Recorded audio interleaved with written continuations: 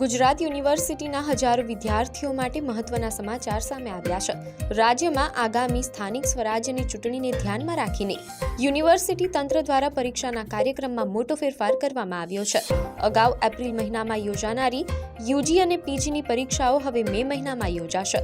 અગાઉના શેડ્યુલ મુજબ ત્રીજા રાઉન્ડની પરીક્ષાઓ 16 અને 21 એપ્રિલથી શરૂ થવાની હતી, પરંતુ હવે તે લંબાવીને 1 મે, 12 મે અને 21 મેથી શરૂ કરવામાં આવશે।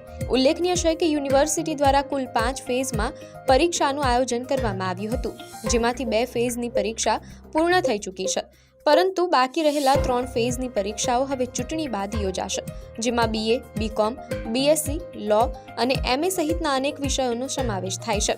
ચૂંટણીની કામગીરીમાં સ્ટાફ રોકાયેલો હોવાથી અને વ્યવસ્થાના ભાગરૂપે આ નિર્ણય લેવામાં આવ્યો છે, જેને પગલે હવે વિદ્યાર્થીઓને પરીક્ષાની તૈયારી માટે થોડો વધુ સમય મળી રહેશે।